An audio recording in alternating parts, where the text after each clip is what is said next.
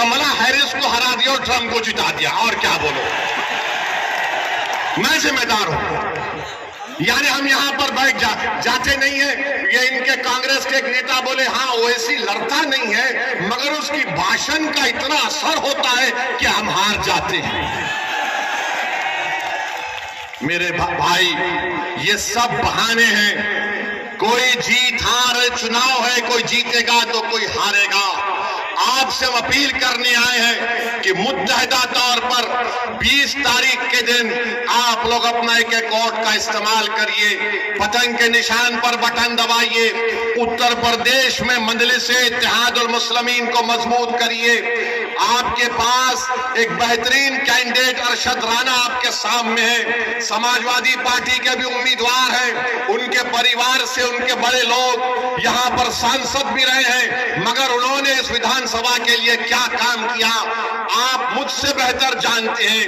मैं आपसे सिर्फ यही अपील करने आया हूं, एक लंबा सफर करके आपसे आया हूं, महाराष्ट्र से निकलकर आज वेस्टर्न यूपी के इस इलाके में सिर्फ इसलिए आया हूं ताकि आपके दरमियान में खड़े होकर मैं अपनी दिल की तकलीफ को अपने जबान के जरिए तुम्हारे सामने बयान कर सकूं।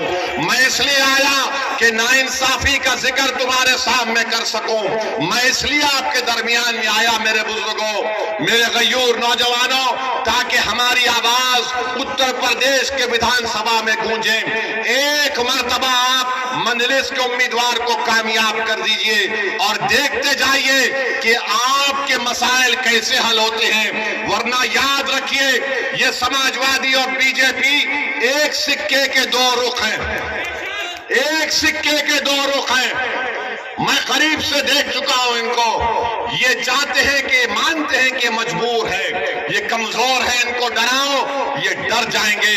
आपको डरने और घबराने की जरूरत नहीं है। जब दलित समाज का सुनिए, जब मोदी पार्लियामेंट में खड़े होकर बोलते हैं कि भारत का सबसे बड़ा बैकवर्ड क्लास का नेता मोदी है, अखिलेश कहते हैं कि हम समाजवादी जरूर हैं मगर हमारा परिवार यादव परिवार है, बहुजन समाज है, दलितों की बात करती है, बाबा है, बोलते नहीं है मगर ठाकुरों को प्रमोट करते हैं।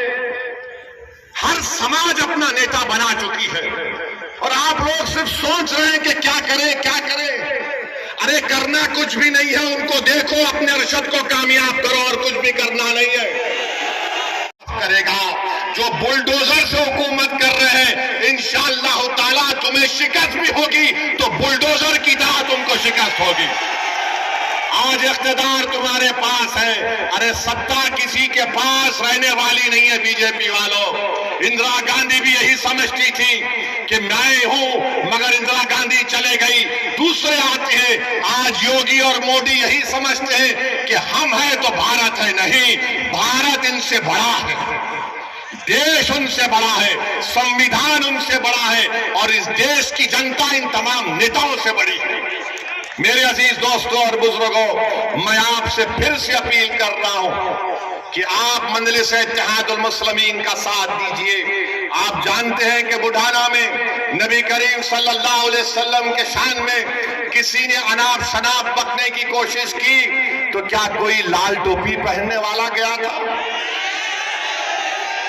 कोई लाल टोपी पहनने वाला गया था? यही हरा कपड़ा डालकर जाने वाले मजलिस इत्तेहादुल मुस्लिमीन के लोग थे। हमारे 19 लोग जेल को गए, मगर हम जब जेल को जाते हैं तो हम बोलते हैं कि ससुराल में गए। और ये तो हजरत यूसुफ अलैहिस्सलाम की सुन्नत भी है। बड़े बड़े लोग जेल को गए और जब जेल से निकले तो बड़े नेता बने, मगर भैया जेल को नहीं जाते। आजम खान जेल को चले गए, अब्दुल्ला जेल को चले गए, मगर भैया नहीं जाएंगे। भैया के बारे में बोलेंगे ले दरी बिछाओ जवानी कुर्बान। अब मालूम हुआ कि आज रोड शो करने आ रहे हैं। अखिलेश, आपने गलत टाइम लिया यहां पर आने का है? अच्छा, मालूम हुआ कि भैया ने कहा कि अब शेर के धार के सामने कुछ नहीं कर पाएंगे, तो कैंसल कर दिए वो। तो इसका मतलब समाजवादी चुनाव हार चुकी है, मान चुकी है। आप ये बात समझ लीजिए। तो आप 20 तारीख के दिन अपना एक एक और पतंग के निशान पर बटन दबाएंगे इंशाअल्लाह। इंशाअल्लाह बोल दिए। फिर यहां हम जाने के बाद इबलीस के लोग आकर कान में खुसखुस करेंगे, ये अरशद राणा जीता तो क्या होगा, क्या फर्क पड़ जाएगा, भाजपा आ जाएगी। अरे भाई, भाजपा आई मेरी वजह से नहीं आई, इन लोगों की वजह से भाजपा आई है। हम क्या, अच्छा यहां का सांसद आरएलडी का है नहीं है? आरएलडी का है ना, बिजनौर के। आपने वोट दिया, किसको दिया? आपने आरएलडी को तो वोट नहीं दिया ना।